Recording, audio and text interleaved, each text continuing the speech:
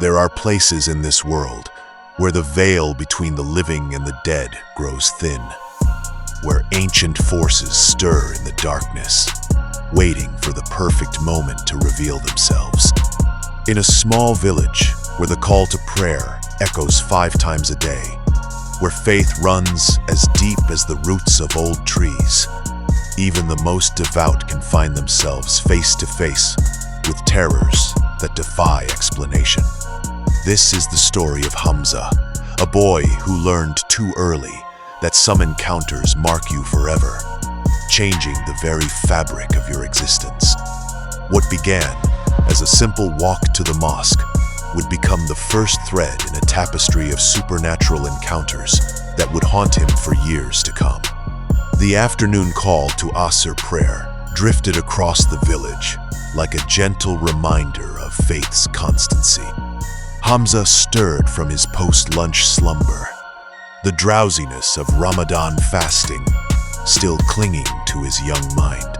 His father had already left for the mosque with his younger brother, leaving behind urgent words. "Hurry with your ablutions, son.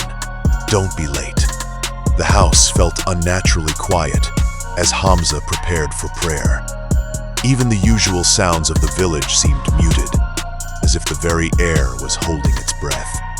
He stepped outside, the late afternoon sun casting long shadows across the courtyard, and began his walk toward the mosque.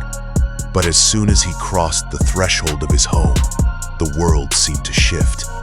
Standing not 50 paces away was a figure that defied every natural law Hamza had ever known. The being wore a long, black raincoat that swept the ground, its fabric moving with an otherworldly fluidity despite the complete absence of wind. But it was not the unseasonable clothing that froze the blood in Hamza's veins. It was what lay beneath. Where a face should have been, there was only an abyss of blackness, so complete it seemed to devour light itself. No features were visible save for 2 eyes that burned with the intensity of hellfire, red and malevolent, boring into Hamza's soul with an intelligence both ancient and utterly inhuman. In the creature's grasp was an iron chain, its links glinting dully in the afternoon light. At the chain's end, a massive dog stood with preternatural stillness, a metal collar encircling its neck. But most terrifying of all was the realization that slowly crept into Hamza's consciousness. The figure cast no shadow, and its feet never touched the ground. It glided forward with horrifying purpose, the raincoat flowing around its form like liquid darkness. The air itself seemed to grow thick and oppressive as it approached, and when it spoke, its voice carried the weight of 1,000 graves. "Go!" it commanded, the single word echoing with supernatural authority. The chained dog raised one massive paw, pointing directly at Hamza in a gesture that was unmistakably intelligent, unmistakably threatening. The message was clear. This was no random encounter. This thing had come specifically for him. Terror gave Hamza's legs the strength they needed. He turned and fled, his bare feet slapping against the sun-baked earth as he raced back to the safety of his home. The gate slammed shut behind him with a sound like thunder, and he didn't stop running until he reached the 2nd floor, throwing himself onto his bed and pulling the sheets over his trembling form. Hours passed before he dared to emerge, and by then, his father had returned from prayers, concerned but not suspicious. The boy had been fasting, after all, and exhaustion was common during Ramadan. But Hamza knew what he had seen. The image of those burning red eyes was seared into his memory, and deep in his heart, he understood that this was only the beginning. Years passed, but the memory of the figure in black never faded. Hamza grew older, more confident, surrounding himself with friends who helped push the darker memories into the shadows of his mind. He almost convinced himself It had been a childhood nightmare, a product of fasting and exhaustion. He was wrong. It was during one of those innocent evening walks that the supernatural world revealed itself again. Hamza and his closest friend had developed a routine after dinner. They would stroll through the village, talking and laughing as young men do, following the same path each night. That path led past a large garbage dump on the outskirts of the village, where refuse was burned during the day. On this particular night, the dump appeared, as it always did, a dark mound of discarded debris, completely cold and lifeless in the moonlight. The two friends walked past it, as they had dozens of times before, deep in conversation, paying it no attention. That's when they heard the sound. It started as a low whoosh, like the intake of breath before a scream. Both young men turned toward the garbage heap, just as reality bent before their eyes. A ball of fire erupted from the center of the dump knot. The gradual spread of flame one might expect from igniting refuse, but a perfect sphere of brilliant fire that materialized from nothing. It was massive, easily 4 feet in diameter, and it burned with a light so pure and white-hot that it hurt to look at directly. But this was no ordinary fire. As the two friends watched in growing horror, the fireball began to rise, not spreading, not consuming the garbage around it, but lifting into the air with deliberate, impossible grace. It ascended toward the star-filled sky, growing smaller but no less brilliant, until it disappeared entirely among the constellations. When they looked back at the dump, there was no trace of fire, no smoldering embers, no sign that anything had burned at all. They ran home in silence, each man wrestling with the same terrible knowledge. They had witnessed something that should not exist, something that rendered their understanding of the world meaningless. From that night forward, they avoided the dump. But Hamza knew, with a certainty that chilled him to the bone, that whatever forces had revealed themselves were far from finished with him. The third encounter came during another Ramadan, when the veil between worlds grows thinnest and the faithful are most vulnerable to forces beyond human comprehension. Hamza had traveled to a neighboring village with his grandfather for a religious celebration, and they were spending the night at a relative's home. After the evening prayers and a modest iftar, the household settled into sleep. Hamza's grandfather, exhausted by the day's travel and festivities, fell into deep slumber almost immediately. But Hamza lay awake on his cot, under the open sky, staring at the stars and fighting the restlessness that comes with sleeping in unfamiliar places. Finally, he closed his eyes and tried to surrender to sleep. He had barely settled into unconsciousness when something grabbed his toe and yanked with vicious strength. His eyes snapped open, but there was nothing visible in the darkness. His grandfather continued to sleep peacefully nearby, and the house was silent. But the fear that flooded through Hamza was unlike anything he had ever experienced. A primal, soul-deep terror that spoke of mortality and things far worse than death. Before he could fully process what had happened, it occurred again. This time, the grip was stronger, more violent, and accompanied by a weight settling onto his chest that drove the air from his lungs. Hamza found himself completely paralyzed. His arms wouldn't move, his legs wouldn't respond, and his voice died in his throat. Something invisible, but terrifyingly real, was pressing down on him with crushing force, and he could feel his life being slowly squeezed away. In desperation, he began reciting Ayatul Kursi in his mind, the sacred words his mother had taught him as protection against evil. With each verse, the weight seemed to lessen slightly, until finally, he could whisper the prayer aloud.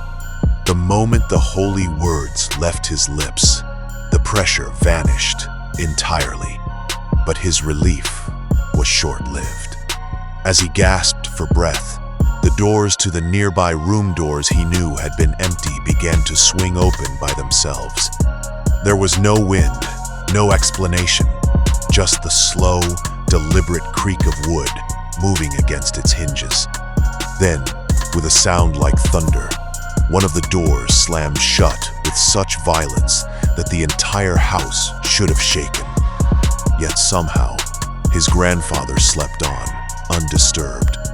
Hamza spent the rest of the night sitting upright, praying continuously, knowing that whatever had visited him was far from finished. The sensation of those invisible hands on his body lingered like a burn, and he understood with horrifying clarity that he was being hunted by something that existed beyond the boundaries of the physical world. The fourth manifestation came years later, when Hamza might have hoped that age and distance would provide protection from the supernatural forces that seemed drawn to him.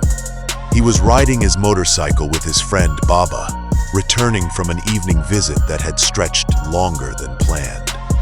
Faced with a choice between a long, safe route home and a shortcut that passed between a cemetery and an open field, they chose the shorter path. Time was against them, and the road was one they had traveled many times without incident. They were barely halfway through when Hamza glanced in his mirror and saw something that made his blood turn to ice. Following them at exactly their speed was a ball of light unlike anything in the natural world. It was massive, easily the height and width of a person, and it burned with a brilliance that seared the eyes to look upon. This was not the light of any vehicle, not the glow of electricity or fire, but something far more ancient and malevolent. "Baba, look behind us," Hamza called to his friend, his voice tight with fear. When Baba turned and saw the light, his reaction was immediate and visceral. "Drive faster," he shouted. "That's not human." Hamza opened the throttle, but the light matched their speed precisely. No matter how fast they went, it maintained the exact same distance, following them with an intelligence that was unmistakably predatory. It could have overtaken them easily. Hamza was certain of that, but instead, it chose to pursue them, to let them know they were being hunted. Only when they finally escaped the area between the cemetery and the field did the light stop. Baba, who had been watching behind them throughout the chase, saw it halt at the very boundary of the graveyard, as if it were bound to that unholy ground. They rode home in silence, both men understanding that they had been marked by something that defied every natural law. The final and most terrifying encounter came without warning, in the same village where Hamza had traveled with his grandfather. He was again staying in the relative's home, again lying on a cot under the stars, when the boundaries between life and death dissolve entirely. It began, as before, with someone grabbing his toe. But this time, when Hamza opened his eyes, he could see his tormentor. An old man stood at the foot of his bed, his face covered by a white cloth, his body emanating a soft, ethereal light. But this was no comforting presence. There was something ancient and inexorable about the figure, something that spoke of endings and final judgments. As Hamza watched in paralyzed terror, the figure raised both arms in the gesture of one who lifts the dead. And then, impossibly, Hamza felt himself rising from his own body. He was aware of existing in two states simultaneously. He could see his physical form lying motionless on the cot, while his consciousness, his very soul, was being lifted by the luminous figure.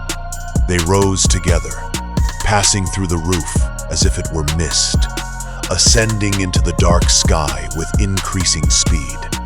The sensation was indescribable, complete separation from everything earthly and physical. A journey into realms that human beings are not meant to experience while still alive. But as they climbed higher into the cosmic darkness, Hamza began to recite Ayat-ul-Kursi once more. The effect was immediate.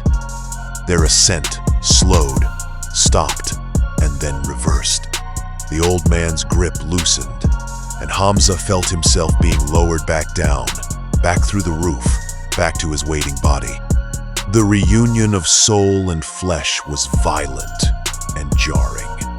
Hamza's body convulsed as his consciousness slammed back into it, and he found himself gasping and shaking on the cot, fully alive but forever changed. The luminous figure stood beside him for a moment longer, as if to ensure the process was complete, before rising again into the sky and disappearing among the stars. Years have passed since that final encounter, but Hamza knows that his experiences have marked him permanently. He has researched similar accounts near-death experiences, encounters with the supernatural, moments when the boundary between life and death becomes permeable, found that others have walked similar paths. But knowledge brings no comfort.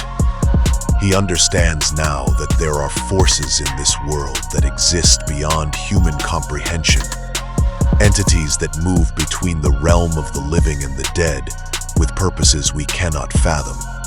Some are drawn to certain individuals, marking them for reasons that may never be clear.